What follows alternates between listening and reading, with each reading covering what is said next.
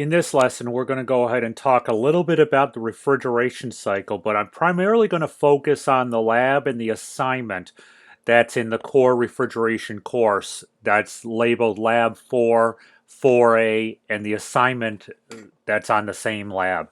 So the assignment is basically all about the refrigeration cycle. We're asking you in your own words to describe the refrigeration cycle for starting at the compressor and ending up back at the compressor.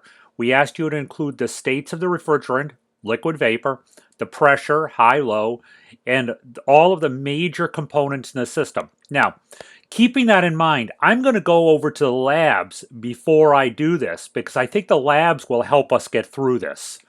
So let me switch screens over to PDF Expert. And my PDF Expert is slightly different from yours because I'm working on a computer, but it's the same basic thing. So taking a look at Lab 4A.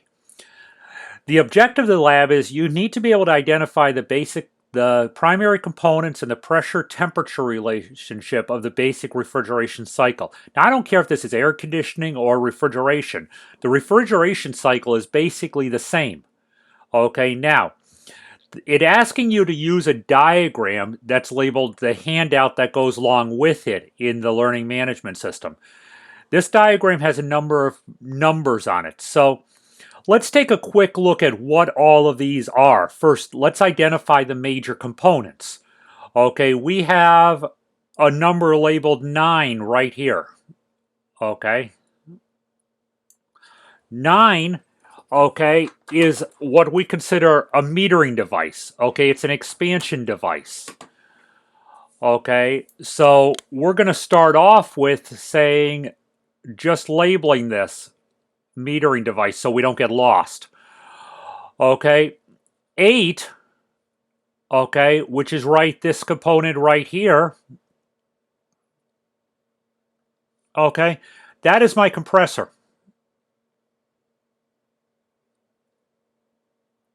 So I'll just label that CMP, just because, so we don't get lost. So if we follow the flow of refrigerant out of the metering device, the component labeled here at 6 is my evaporator. Because the refrigerant is flowing in that direction. Okay, so the component labeled 7, which is right there, is my condenser. Okay, so let's go back and see what the lab is asking for again. Okay, so the components labeled, what we need to do is identify the following pressure-temperature relationships and the state of the refrigerant. So we're looking for high pressure, low pressure, high temperature, low temperature, liquid vapor at points 1, 2, 3, 4, and 5. Okay, so at point 1, we're coming out of the metering device and we're going into, the evaporator. So point 1 is going to be a low pressure because we're coming out of the metering device. Okay, let me just fix that real quick. Okay. So point 1, that's going to be a low pressure, low temp,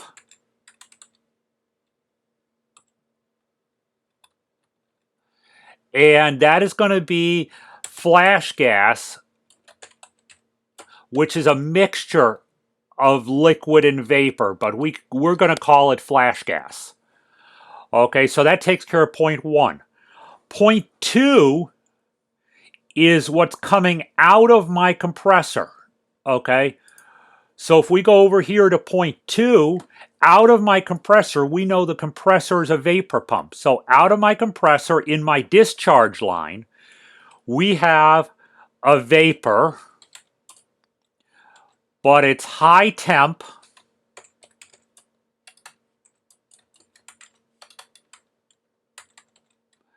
and because it's on the condenser side of the system, it's high pressure.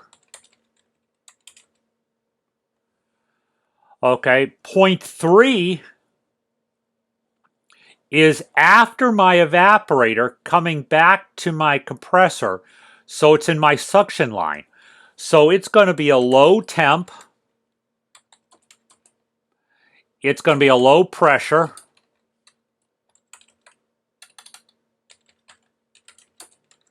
and it's going to be a vapor. Okay, then it's also asking for point 4. Point 4 is coming out of my condenser in the liquid line. So it's going to be a high pressure, high temperature liquid. And by high temperature, I mean it's still a liquid, so it's below condensing point, but it's going to be warm to the touch. Okay, liquid line, liquid. Okay, and then we have one more point in this system, okay? It's going to be my point 5, which is at the start of my condenser. Okay, it's still going to be a high pressure, high temperature vapor.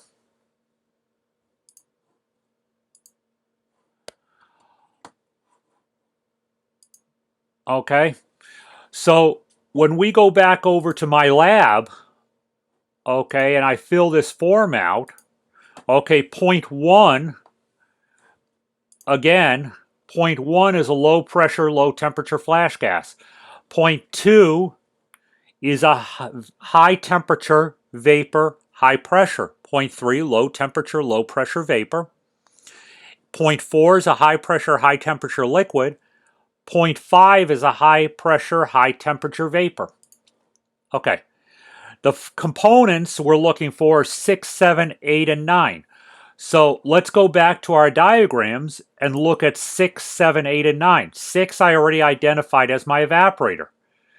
9 we identified as the metering device. 8 is my compressor. 7 is my condenser. Okay. The refrigerant lines that they want identified are labeled 10, 11, and 12. Let's go find them on the handout.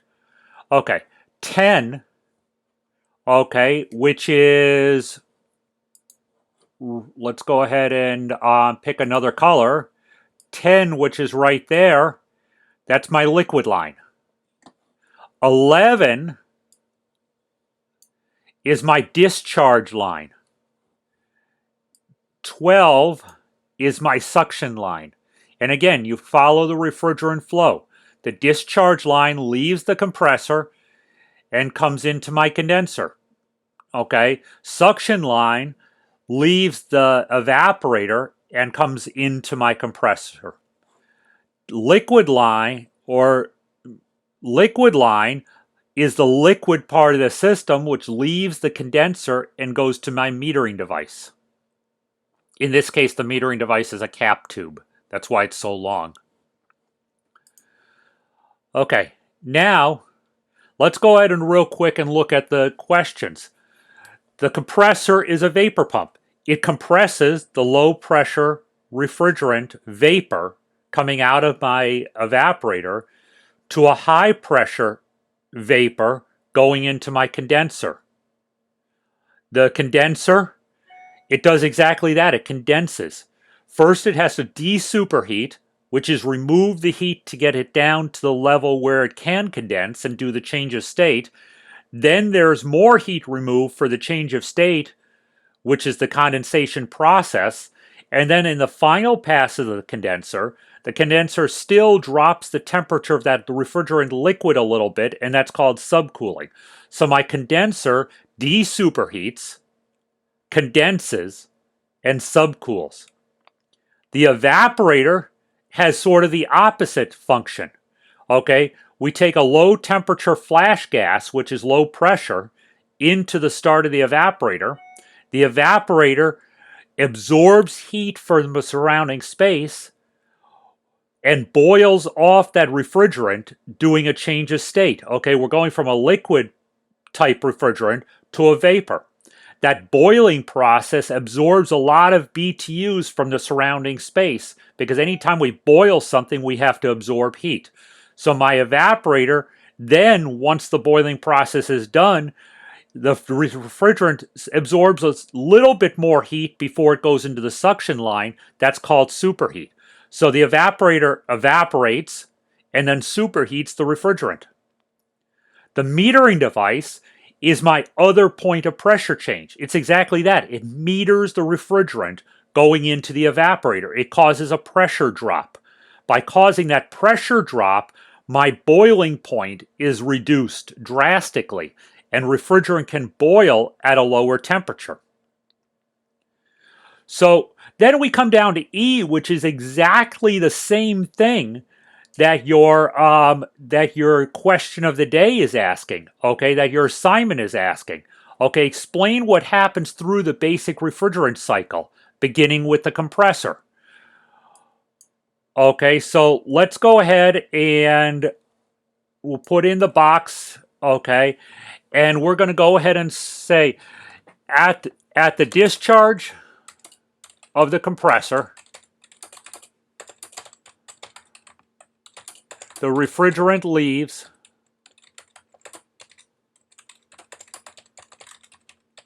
as a high temperature, high pressure vapor. Goes through discharge line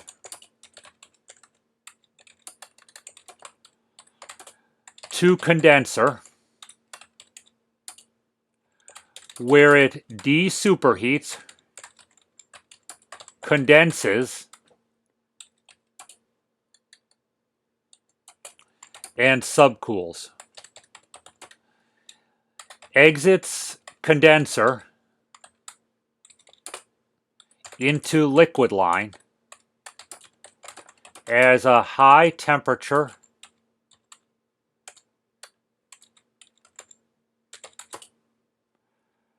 high pressure liquid. Goes to metering device,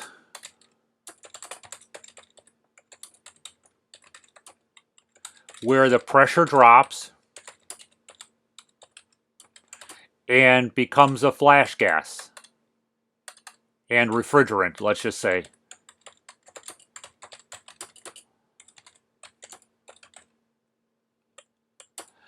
Flash gas enters evaporator,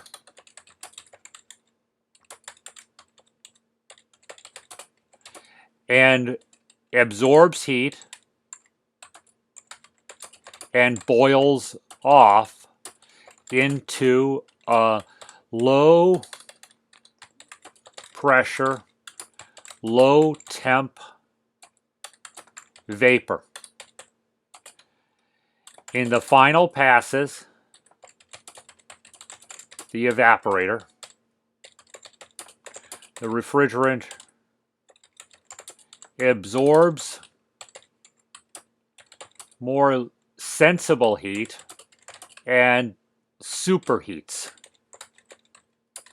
raises temperature further.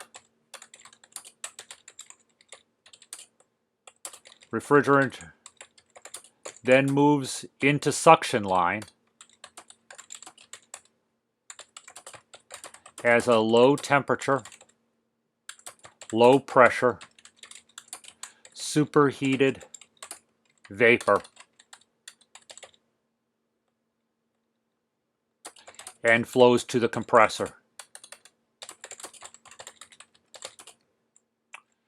And the cycle starts over.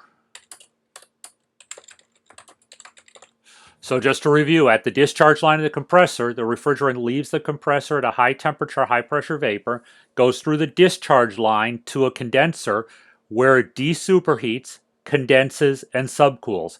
It exits the condenser into the liquid line as a high temperature, high pressure liquid. It goes to the metering device where the pressure drops and the refrigerant becomes a flash gas. The flash gas enters the evaporator and absorbs heat and boils off into a low pressure, low temperature vapor In the final pass or so of the evaporator, the refrigerant absorbs more sensible heat and superheats, raising the temperature further. The refrigerant then moves into the suction line as a low temperature, low pressure, superheated vapor and flows to the compressor, and the cycle starts all over again. So that's your refrigeration cycle, which, by the way, is the identical answer for the question of the day, that assignment that's on your LMS little Moodle page. Okay, now we also have a Lab 4B. Okay, now this lab is actually having you take these measurements directly off of the equipment in the shop. So you're going to wire the refrigeration trainer, okay, using a wiring diagram that you'll find in your notes. Basically, evaporator fan runs constantly, okay? Your compressor and your condenser fan are controlled off a thermostat. You can refer to, I think it's the shop that's labeled 7, which is, I think, either you've already done it or it's the next day where you'll be able to see this. Okay, you're going to measure the points in the temperatures by placing a thermometer probe from your meter on each of these lines. The best way to place that thermometer probe, believe it or not, is to find an old-fashioned wooden clothespin. And you can then get that thermometer probe to clamp properly on the lines. Using tape and everything else, or just holding the probe on the line, doesn't work well. Infrared thermometers don't work really well either on the lines on the trainers in the shop. You're also going to ask your instructor to show you how, if you haven't done so already, get your gauges on the system at the suction line and discharge line on the compressor. On your trainers in the shop, your suction line connection will be right at the compressor. It's a service valve. Your discharge line, we actually want you to use the king valve that's after the receiver. Okay, it's the safest place to do it. Try not to use the one that's just mounted on the side of the compressor on the discharge line. If you get that in the wrong position, you can damage the compressor. So this lab is a matter of taking measurements and converting using your temperature pressure chart in the right places. Okay. Then it's going to have you take a measurement with an obstructed condenser. What I want you to do for this one is just take a piece of paper and put it, or a piece of cardboard, and put it in front of the condenser so you're blocking the airflow. Now I want you to be really careful here. If you see the pressures on your gauges starting to hit the 200 psi mark, okay, I want you to open up that airflow a little bit by just moving the point of paper. I really don't want you to be hitting 225 psi on these condensers. Okay, some of the questions that are on the labs: if a service technician arrives on a service calls and finds a dirty condenser, what does this do to the efficiency of equipment? Well, let's just use some common sense on this one. Anything that's dirty, anything that blocks airflow on a refrigeration system is going to decrease the efficiency of an equipment. That's why we do service calls. That's why we do preventative maintenance. The large line that connects the outdoor unit to the indoor unit, that's your suction line. The larger line is the suction line. The smaller line is the liquid line. The high and low pressures in a refrigeration system are separated by which components? Basically, this question is asking you, where are my 2 points of pressure change in the refrigeration cycle? Okay, my 2 points of pressure change are in my compressor and my metering device. And it's asking you a simple question to look up on your temperature pressure chart, R404A at 90 degrees, what's the pressure? Okay, you want to look down the left-hand side, find your 90 degrees, or depending on your pressure chart, it may be the numbers in the center, and then look to your left and find where it crosses with the closest pressure. Might not be exactly on. So that's the material that's covered in the labs that are marked 4A, the handout 4A, and the Lab 4B, as well as the question of the day. Hope that helps a little bit.